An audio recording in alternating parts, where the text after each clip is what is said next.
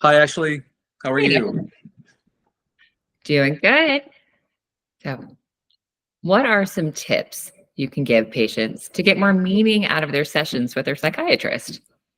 Sure, that's a really good question. I have about 5 tips that can help out get more meaning out of a session. The first one I would say is to simply have a list of the most important things that you need help with.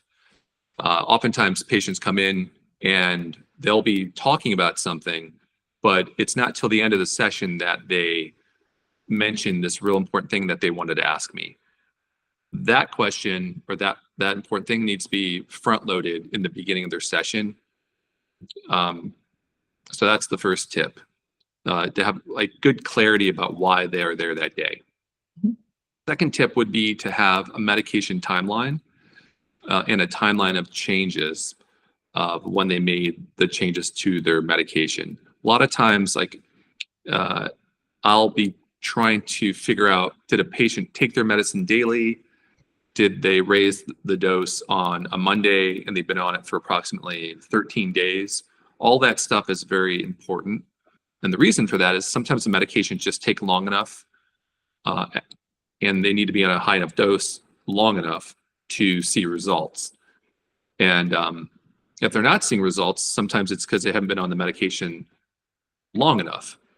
Like maybe they didn't fill it from the pharmacy for a while, and yet I'm thinking they've been on it longer than they really have. So that's a helpful thing. The third tip would be recent stressors. Some folks come in on a Monday or Tuesday to see me and they're telling me how badly they're doing, this, that, and the other. And it's not until the end of the session they go, well, my boyfriend broke up with me Saturday night. If someone's going through a breakup and they heard 2 or 3 days ago and they come to my session and they're really not doing well, it's sometimes I won't make a medication change in that moment. I might refer them to therapy, or we may talk about like how long those type of like breakup symptoms can last, which is like shorter than something like generalized anxiety disorder or major depression. Now, sometimes we do make a med change, of course, or I will add another medication on to help them with that stressor if they're kind of doing like a long breakup thing. But um, that's important to know, and that might seem obvious, but sometimes folks just don't put it on the front burner. Other things that might stress people out are their time of their midterms and final exams. It's good for me to know like when that stuff's coming up. I always get patients, like slew of patients coming in at midterms and maybe like 2 weeks before finals when they're like, hey man, I didn't study all semester. It's crunch time. I need help. So there's that. Uh, and the last couple tips, I would say is the fourth tip would be being vulnerable with your doctor. I wear a suit. Sometimes it's intimidating because I look like a banker or a lawyer or something. So folks in the beginning may be a little intimidated by that. But I'm not a judge. I'm not being judgmental when I meet with people. They're paying us to get them well and to help them. So some folks will not tell me about their drug use or substance use. They may not tell me um, shameful things or things that they feel shameful about. That if I knew those things, it might help me help them better. Mhm. The example of that, if someone drank too much and they punch a hole in the wall while in an argument or something. All right, that sets the tone for what I think they need help with.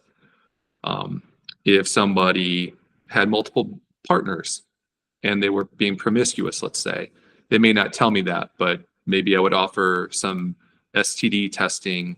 Maybe I would reconsider the diagnosis. Are they manic? Have they had trauma and they're trying to master that trauma, and like all kinds of things, right? So being vulnerable can always help.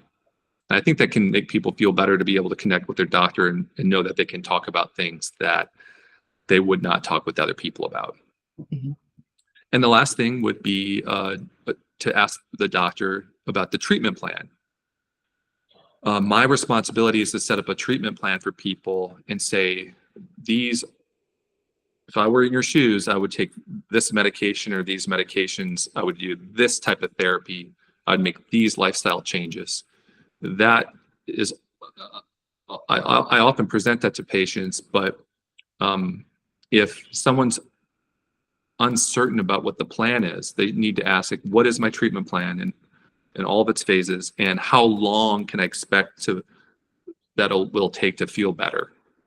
So an example of that, if somebody said to me, I have generalized anxiety, or I diagnose them with that, I would say, listen, you need 8 to 12 weeks of cognitive behavioral therapy. It's a real specific type of therapy. You've never done it before. And I think if you do this, it's going to work as well as medications could work to get you well. That's the type of like specificity it needs to be.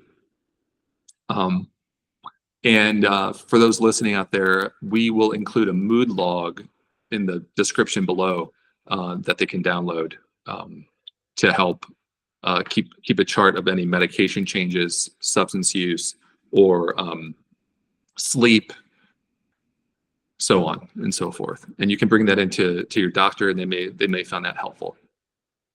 Yeah. Great. So I'd like to ask you a little bit about Mm-hmm.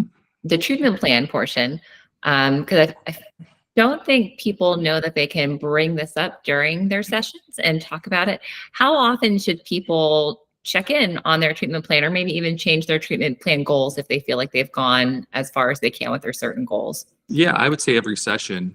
And part of the treatment plan is the follow-up plan. So if they do a session with me, I would tell them, these are our goals or until your next session. And it's all fair game to ask that every time, especially for follow-up. Sometimes patients will leave quickly from my office and we forget to talk about when they should see me next. Mm-hmm. Now, sometimes they can look in the refill bottle and that cues them. But I try to be good about, okay, 3 months from now, I need to see you, or sooner if you're not doing well. And sometimes I need to give them real specific metrics of like what not doing well is, like you haven't been sleeping well for 3 nights in a row, or that you've had a week where your mood's been down for no reason and you're still taking your medication. Like, what's going on with that? All right. Well, thank you for sharing these tips. I think Sure. these will be very helpful for people. I hope so. Well, thanks a lot, Ashley. Great. Thank you. See you next time.